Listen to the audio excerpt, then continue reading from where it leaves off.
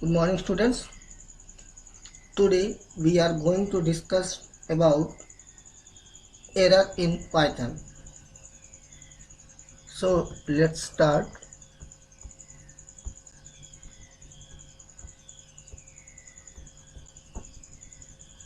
Firstly, you should know what is error. When you type your Python program in idle or interactive mode, sometimes it raises error. ये errors syntax error हो सकती है, value error हो सकती है, zero division error हो सकती है। चलिए समझते हैं types of error in Python. First type is syntax error. वैसे तो देखा जाए तो मेन एरर 3 टाइप्स की होती हैं। There are 3 types of error: syntax error, logical error and run time error. These first 3 types of error are mean and type error, value error, division error, attributes error. These are the sub part. ये आपके parts होती हैं। वो syntax error हो सकती है, run time error भी हो सकती है। चलिए समझते हैं पहले syntax error. When the program code or line violates the structure or rule about the structure. Syntax error means जैसे पाइथन प्रोग्राम टाइप करने के अपने कुछ रूल्स होते हैं, जैसे कि data type, variable declaration, using of conditional statements like if else, while. छोटा सा एग्जांपल है, जैसे हम लोग पाइथन कोडिंग में इफ यूज़ करते हैं तो पाइथन प्रोग्रामिंग में क्या होता है, ये जितने भी कंडीशनल स्टेटमेंट होते हैं उनके लास्ट में हमें कॉलन यूज करना पड़ता है। जैसे if A greater than B, after that we use colon. हम लोग कॉलन यूज करते हैं, ठीक है। अगर इस टाइप जगह पे अगर हम कॉलन मिसिंग करके न्यू लाइन करके अपना कोड स्टार्ट करते हैं, it will raise an error. This type is syntax error. ये प्रोग्रामर द्वारा की जाती हैं। दूसरी चीज़, जैसे हम लोग वेरिएबल डिक्लेयर करते हैं, वेरिएबल डिक्लेरेशन में स्टार्टिंग कैरेक्टर अल्फ़ाबेट होना चाहिए। सपोज दैट अगर हम लिखते हैं 6a इज इक्वल टू 5, मतलब यहाँ पे 6a is a variable but it is invalid. क्यों? क्योंकि ये वेरिएबल का रूल होता है कि वेरिएबल का name must be start with an alphabet. हम इसको A6 कर सकते हैं, then it is valid. So if you use here 6a, इसका मतलब यहाँ पे ये सिंटैक्स एरर होगी। और next type is logical value error. This what is logical error? When the unexpected output is shown. Make sure logical error में कोई भी एरर आउटपुट स्क्रीन पर शो नहीं होती है, ये सिर्फ अनएक्सपेक्टेड आउटपुट देता है। ये प्रोग्रामर के द्वारा गलत फॉर्मूला यूज़ करने से होती है या फिर गलत कॉन्सेप्ट यूज़ करने से आती है। सपोज दैट एक छोटा सा कोडिंग है एडिशन का। अगर आप a प्लस बी की जगह a माइनस बी यूज़ करेंगे तो वो तो सब्ट्रैक्शन देगा, ना कि एडिशन। इसका मतलब ये प्रोग्रामर की मिस्टेक है। आप कोई फॉर्मूला बेस्ड यूज़ कर रहे हैं, pi R square H volume of cylinder. अगर आप यहाँ पे पाई आर एच फॉर्मूला में दे रहे हैं, इसका मतलब this is error due to programmer mistakes. तो ये आउटपुट देता है, लेकिन इसका जो आउटपुट होता है वो गलत आता है। तो इस टाइप की एरर को लॉजिकल एरर कहते हैं। हमारा नेक्स्ट टाइप है रन टाइम एरर। ठीक है, प्रोग्राम रन होने के बाद जो एरर्स आती हैं वो रन टाइम एरर के थ्रू होती हैं।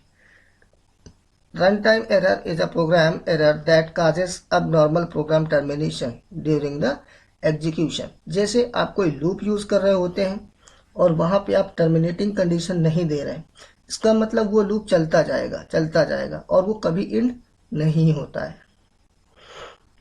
या फिर इन फाइल हैंडलिंग सिस्टम में सपोज दैट आप कोई प्रोग्राम फाइल क्रिएट करना चाह रहे हैं और आपके डिस्क में कोई फ्री स्पेस नहीं है, तो वहाँ पे वो फाइल क्रिएट नहीं हो सकती है, वहाँ पे एक एरर आती है। तो ये भी आपका रन टाइम एरर होती है। ठीक है।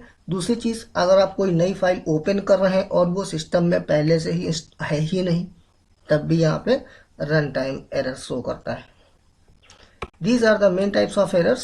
There are some more types of error. Python में कुछ और भी एरर्स होती हैं जिनको कि हम लोग डिवाइड कर देते हैं उनके एट्रीब्यूट्स के अकॉर्डिंग। जैसा पहला है टाइप एरर। टाइप एरर में क्या होता है, जैसे कि आपको फ्लोट वैल्यू की नीड होती है और आपने डायरेक्ट इंट यूज किया हुआ है, तो वहां पे जो टाइप एरर होगी वो कहलाएगी टाइप एरर। नेक्स्ट होती है वैल्यू एरर। आप कोई वेरिएबल की वैल्यू को प्रिंट करना चाहते हैं और वो आपने पहले से इनिशियलाइज ही नहीं किया है, तो यहाँ पे जो टाइप्स आएगी वो वैल्यू एरर कहलाती है। Next, zero division error. It's a type of run time error, because अगर आप कोई भी नंबर को जीरो से डिवाइड कर रहे हैं, इसका मतलब वो एक एरर आता है। कोई भी नंबर जीरो से डिविजिबल नहीं किया जाता है। Attribute error. एट्रीब्यूट्स एरर्स क्या होती हैं, जैसे आगे नेक्स्ट चैप्टर में आप लिस्ट पढ़ेंगे, लिस्ट, डिक्शनरी, टपल्स। ठीक है। इनके कुछ प्री डिफाइंड फंक्शंस होते हैं, जैसे अपेंड, पॉप, डेल। ठीक है। हम कोई भी ऐसा फंक्शन यूज कर रहे हैं जो उस पाइथन लाइब्रेरी में स्टोर है ही नहीं। जैसे एग्जांपल होता है लिस्ट में वैल्यू ऐड करने का। Suppose that A dot append, और यहाँ पे हम कोई भी वैल्यू को ऐड कर रहे हैं। ठीक है। ये तो अपेंड फंक्शन लिस्ट में सपोर्ट करता है, ये पहले से ही पहले है। लेकिन अगर यहाँ पे हम APEND स्पेलिंग मिस्टेक कर दे रहे हैं, इसका मतलब ये एट्रीब्यूट एरर शो करेगा। क्यों? क्योंकि APEND नाम का कोई भी फंक्शन पाइथन लाइब्रेरी में स्टोर नहीं है।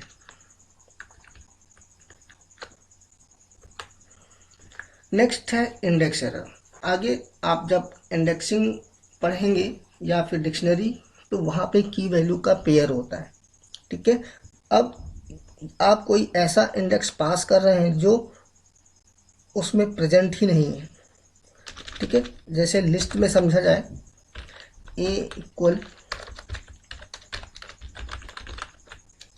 ये हमने एक एग्जाम्पल लिस्ट का लिया है, ए इक्वल, तो यहाँ पे देखिए 4 वैल्यूज हैं, 1 2 3 4। अगर इनकी इंडेक्सिंग देखी जाए तो ये होगा first index, means zero index. Sorry, the first number of a list is known as it is in zero number index. Index हमेशा जीरो से स्टार्ट करता है, तो so zero, and this is 1 number index, this is second and this is third. तो यहाँ की जो indexing होगी लिस्ट ए की, वो 0 से लेके 3 तक है। लेकिन अब हम क्या यूज करने जा रहे हैं यहाँ पे, प्रिंट ए ऑफ 5। तो यहाँ पे जो एरर आएगी वो इंडेक्स एरर होगी। क्यों? क्योंकि ए के 5th नंबर इंडेक्स पे कोई वैल्यू है ही नहीं, तो वो प्रिंट क्या करेगा। अगर हम यहाँ पे 5 की जगह 2 यूज करते हैं, then it is right, means 0 1 2, 2 number पे आपका 3 वैल्यू मिल जाएगा। इसका मतलब इस प्रिंट का आउटपुट जो होगा वो 3 आ जाएगा। Clear? Okay. Next is indentation error. Indentation error is the type of syntax error. क्यों ऐसा क्यों होता है? जैसे मैंने बताया, जो भी कंडीशनल स्टेटमेंट होते हैं उनके बाद कॉलन यूज करते हैं, और जैसे ही एंटर प्रेस करते हैं तो हमारा जो नेक्स्ट स्टेटमेंट होता है वो 1 टैब स्पेस के बाद स्टार्ट होता है। आगे सीखेंगे। अगर हम वो स्पेस रिमूव कर दें तो वहां पे जो एरर आती है वो इंडेंटेशन एरर कहलाती है। जैसे हम लोग लिखते हैं if A greater than B, और ये थोड़ा सा हमने यहाँ पे 1 टैब का स्पेस करने के बाद हम यहाँ से लिखना स्टार्ट करते हैं, तो ये तो करेक्ट है। अगर हम ये स्पेस को ना दें तो जब हम इस प्रोग्राम को रन कराते हैं तो वहां पे एरर आती है। This is the type of indentation error. Input output error, जैसे कि कोई भी फाइल हैंडलिंग सिस्टम में हम कोई फाइल क्रिएट कर रहे हैं और डिस्क में स्पेस नहीं है, या फिर हम ऐसी फाइल ओपन कर रहे हैं जो सिस्टम में स्टोर ही नहीं है, तो वहाँ पे ये सारी एरर्स आती हैं और वो कहलाती हैं input output error, IO error. की एरर, अभी जैसा कि मैंने लिस्ट में समझाया था इंडेक्स एरर, वैसे ही के एरर होती है जो हमारे पंडाज या फिर डिक्शनरी में यूज होती है।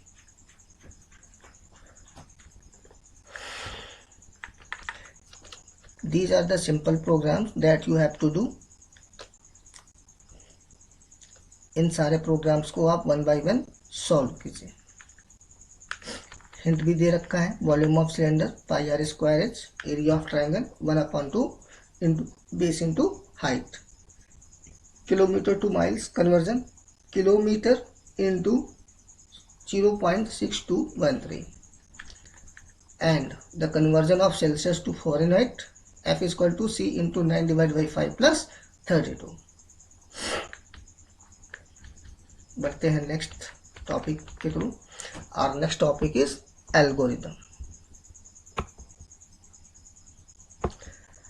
Algorithm is a step-by-step procedure which defines a set of instructions to be executed in a certain order to get desired output।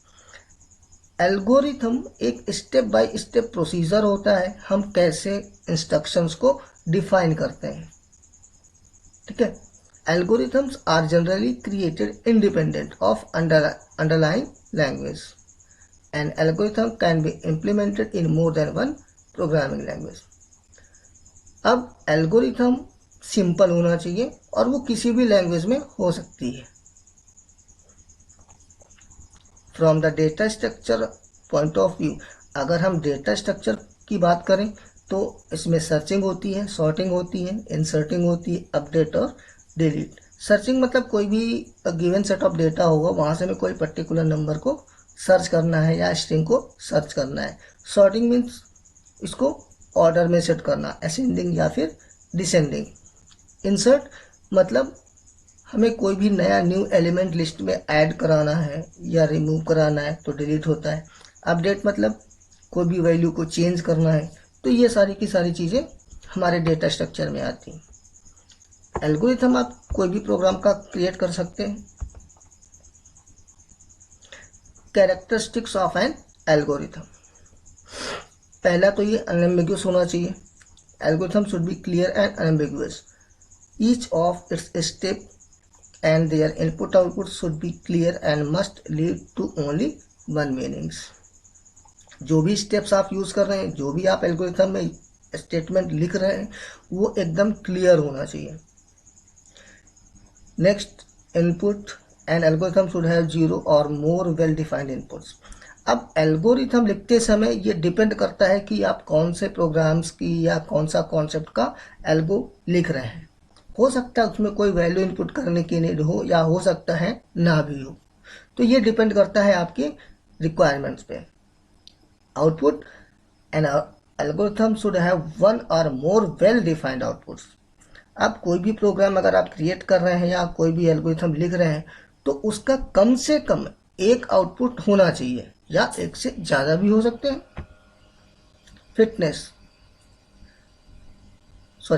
Not fitness, it's finiteness। Algorithms must terminate after a finite number of steps। जैसे ही आपके सारे instructions finished हो जाती हैं तो वो programme को terminate कराना मस्ट होता है। ऐसा नहीं कि कोडिंग आपने लिखना स्टार्ट किया और वो कोडिंग चलती रहे, ऐसा नहीं, प्रोग्राम को स्टॉप भी करना होता है। Next, independent. An algorithm should have step-by-step directions which should be independent of any programming code। अब एल्गोरिथम ऐसी होनी चाहिए जो प्लेटफॉर्म इंडिपेंडेंट हो, not platform, it is programming code independent होना चाहिए। मतलब कोई भी एल्गोरिथम हो वो किसी भी प्रोग्रामिंग में उसको आसानी से समझा जा सके। हम कोई पर्टिकुलर प्रोग्रामिंग लैंग्वेज का यूज करके उसकी कोडिंग नहीं यूज कर रहे होते हैं। ये एक सिंपल होना चाहिए जो आसानी से समझी जा सके और उसको इम्प्लीमेंट किया जा सके। Let's understand. एग्जाम्पल के लिए, जैसे design an algorithm to add two numbers and display the result. एक सिंपल सा है कोडिंग है। आप पाइथन प्रोग्रामिंग में क्या करते हैं, दो वेरिएबल्स यूज करते हैं, a equal to 5 b equal to 6, या फिर आप यूजर इनपुट ले सकते हैं, उसके बाद just simple c equal to a plus B and print c। ठीक है, तो वो तो आपका प्रोग्रामिंग हो गई। लेकिन एल्गोरिथम में दो मेन चीजें हैं। स्टार्ट करने से पहले ये start and last stop, this is fix, ये आपको यूज करना ही करना है। मीन्स स्टार्ट, उसके बाद अगर दो नंबर्स को ऐड करना है तो हमें दो नंबर्स ऐड भी कर मतलब इनपुट कराने पड़ेंगे। ठीक है, ठीक है। अब जब दो वैल्यू आप इनपुट कराओगे तो उन दोनों को ऐड करने के बाद उसका जो रिजल्ट होगा वो भी किसी दूसरे वेरिएबल में यूज करना पड़ेगा, मीन्स स्टोर करना पड़ेगा। इसका मतलब हमें टोटल 3 वेरिएबल्स की नीड होगी। तो हमने दूसरी लाइन पे लिखा declare 3 integers a b and c। Next क्या होता है, define value of a and b। अब हमें क्या करना है, a और b की वैल्यू को डिफाइन करना है। मीन्स या आप यूजर इनपुट बनाएंगे या फिर वैल्यू को स्टोर करा देंगे। Next store output of store output of step 4 to C. हाँ, वन स्टेप मैंने छोड़ दिया। यहाँ पे देखिए स्टेप 4 में क्या है, add values of A and B. मतलब जो वैल्यू आपने इनपुट कराई है उन दोनों को ऐड करना है और फिर उनको आप एक दूसरे वेरिएबल जो कि हमने यहाँ पे सी यूज़ किया है, सी में स्टोर करा देनी है। उसके बाद हमें सी का प्रिंट लेना है और अपने एल्गोरिथम को स्टॉप करा देना है। ठीक है, अब देखिए ये जो दो लाइंस हमने यहाँ पे यूज़ की हैं ये सी लैंग्वेज के अकॉर्डिंग किया गया है। पाइथन में क्या करते हैं, हम वैल्यू और वेरिएबल्स को एक ही साथ इनिशियलाइज करा देते हैं। सी लैंग्वेज में क्या था, हमें पहले वेरिएबल डिक्लेयर करना पड़ता है फिर वैल्यू स्टोर करनी पड़ती। लेकिन हम पाइथन में क्या करते हैं, a equal to 5 directly use कर लेते हैं या फिर a equal to input enter the number, है ना। तो हम यहाँ पे क्या कर सकते हैं, हम ये स्टेप 2 को रिमूव कर सकते हैं। सीधे सीधे क्या लिख सकते हैं, define values of a and b। ठीक है, तो ये होता है आपका एल्गोरिथम।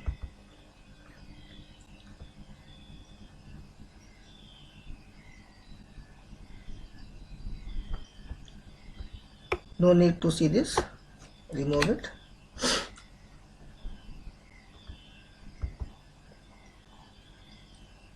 नेक्स्ट देखिए, नेक्स्ट टॉपिक है हमारा flow chart. Flow chart is a diagrammatic representation of sequence और logical steps of a program. ये भी आपका एक स्ट्रक्चर होता है जहाँ पे हम अपनी कोडिंग को एक डायग्राम के थ्रू रिप्रेजेंट करते हैं। Flow chart are simple geometric shapes to depict processes and arrows to show relationship and process the data। जैसे एल्गोरिथम में हम लोग लाइन बाय लाइन स्टेटमेंट्स लिखते हैं, ठीक है, वैसे ही सेम हमारा ये होता है फ्लो चार्ट्स। यहाँ पे हम उसको डायग्राम के फॉर्म में रिप्रेजेंट कराते हैं। अब फ्लो चार्ट में कुछ बेसिक सिंबल्स होते हैं जिनकी अपने कुछ मीनिंग्स होते हैं। जैसे ये देखिए सिंबल का नेम पहला स्टार्ट और स्टॉप, मीन्स हम अपनी एल्गोरिथम को स्टार्ट या स्टॉप कराने के लिए हम ये सिंबल यूज करते हैं। किस लिए यूज होता है, use at the beginning and end of the algorithm to show start and end of the program. दूसरा देखिए रेक्टेंगल हमने यूज किया है, ये प्रोसेस के लिए होता है, ये प्रोसेस को इंडिकेट करता है। लाइक मैथमेटिकल, यानी कि आपका मैथमेटिकल है या फिर लॉजिकल है, ये प्रोसेस को डिफाइन कराता है। ये देखिए ये आपका पैरेललोग्राम, ये हमारा इनपुट आउटपुट के लिए यूज होता है, used for denoting program input and output. Next देखिए this is used for decision making, ये हमारा डिसीजन बॉक्स होता है। जैसे कि आपका छोटा सा सिंपल सा प्रोग्राम, दो नंबर्स में से ग्रेटर नंबर फाइंड करना, जैसे हम लोग यूज करते हैं ए ग्रेटर देन बी, मतलब वहां पे हमें डिसीजन लेना होता है। अगर ए की वैल्यू बी से ग्रेटर है तो हमें ये इंस्ट्रक्शन फॉलो करनी है, अदरवाइज वो फॉलो करनी है। तो उस जगह पे हम लोग ये डिसीजन बॉक्स का यूज करते हैं। नेक्स्ट है एरो। अब इनके बीच में रिलेशनशिप शो कराने के लिए हम एरो साइन का यूज़ करते हैं। जैसे पहले डेटा इनपुट होगा, फिर प्रोसेस होगा, फिर डिसीजन लेना है या नहीं लेना है, या फिर आउटपुट देना है। तो इन सब को हम कनेक्ट कराते हैं किसके थ्रू? एरो के थ्रू। फिर हमारा ये आपका सर्किल आता है, on page connector connects two or more parts of a flow chart which are on the same page. एक ही पेज में हो सकता है एक से ज़्यादा फ्लो चार्ट्स दिए गए हों, तो अलग अलग फ्लो चार्ट्स को एक साथ मिलाने के लिए हम लोग सर्कल का यूज़ करते हैं। नेक्स्ट देखिए, ऑफ पेज कनेक्टर, जब दो पेजेस हों, मतलब हमारा एक प्रोग्राम दूसरी फाइल में होता है, दूसरा दूसरी फाइल में होता है, और वहाँ पे जो रिलेशनशिप बनाते हैं वो हम इस सिंबल के थ्रू कराते हैं। इसका नाम ऑफ पेज कनेक्टर।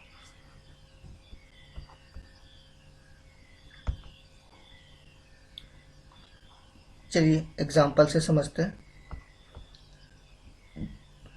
देखिए, here is the flow chart of for going to the market to purchase a pen. एक छोटा सा प्रॉब्लम है। जैसे सबसे पहले क्या करेंगे? स्टार्ट करेंगे, ठीक है। अब फ्लो चार्ट स्टार्ट होने जा रहा है, तो सबसे पहले आप वेल अप टू डेट होंगे, मीन्स रेडी होंगे, यानी कि गेट ड्रेस्ड, आपने कपड़े इतने पहने। उसके बाद फिर आप क्या होता है, उसके बाद हमें डिसीजन लेना है, do you have money in your wallet, ठीक है। अब मार्केट जाने से पहले तो आप अपनी पॉकेट चेक करेंगे, आपके पास मनी है कि नहीं, यानी कि होगी तो आप जाएंगे, नहीं होगी तो नहीं जाएंगे।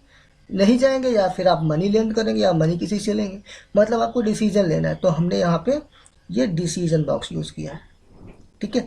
अब अगर आपके वैलेट में मनी है तो इसका मतलब आप जाएंगे, ये जाएगा कोडिंग इस टाइप से, मीन्स आप मार्केट गए और वहाँ पे शॉपिंग किया, ठीक है। अगर सपोज दैट आपके वैलेट में मनी नहीं है तो क्या करोगे? आप अपने वैलेट में मनी रखोगे, तो आप मनी में आओगे। पहले मनी रखेंगे और फिर जाएंगे शॉपिंग करने। देखिए, जाना आपको मार्केट ही है तो आप इधर से आ गए, नहीं है तो आपने मनी लिया फिर आए, आपने किया। उसके बाद देखो हमने यहाँ पे सर्किल यूज़ किया है, ठीक है। ये क्या कराता है? दो फ्लो चार्ट को आपस में कनेक्ट करने के लिए। मतलब अभी आपका फ्लो चार्ट कंप्लीट नहीं हुआ है, अभी नेक्स्ट में है, तो यहाँ से सीधे इधर आएंगे, ठीक है। ये वन और ये वन, मतलब यहाँ से लेके यहाँ तक। अब यहाँ पे फिर से डिसीजन लेना है, क्या? Is brand a pen available, means pen available है या नहीं है तो आप क्या करेंगे? पेन लेंगे, पेमेंट करेंगे और एंड कर देंगे, ठीक है। अगर ब्रांडेड पेन नहीं है तो क्या करेंगे? तो आप कोई दूसरा पेन चेक करेंगे अवेलेबल है कि नहीं।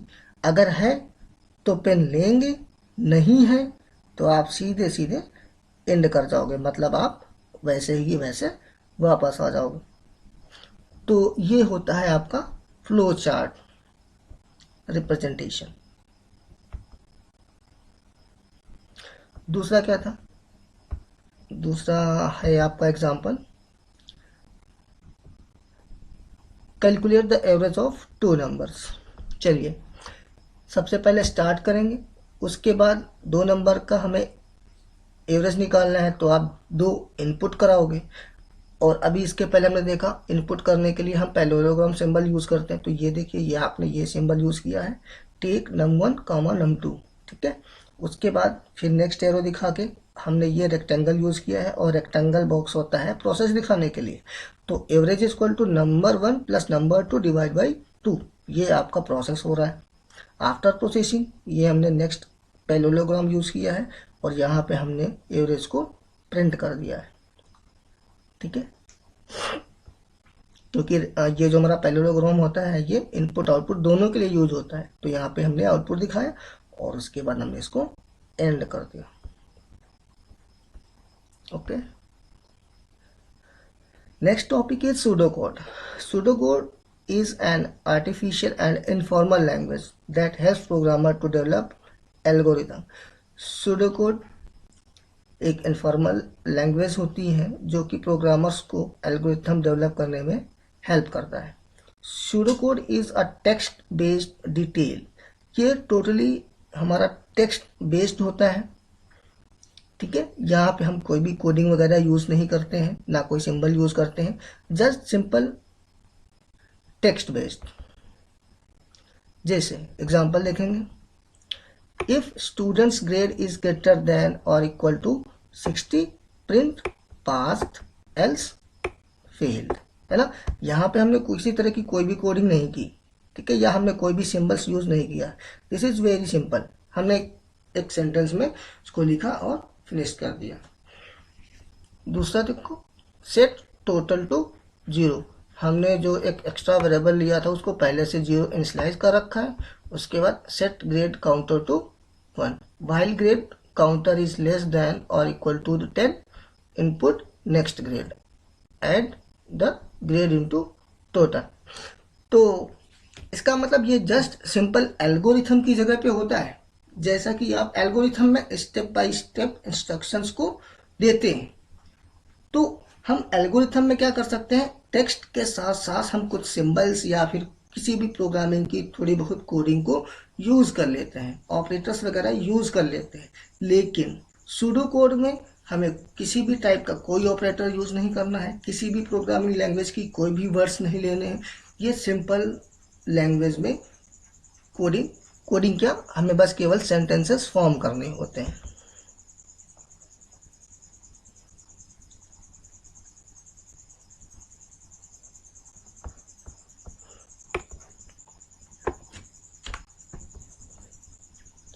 That's enough for today. Thank you.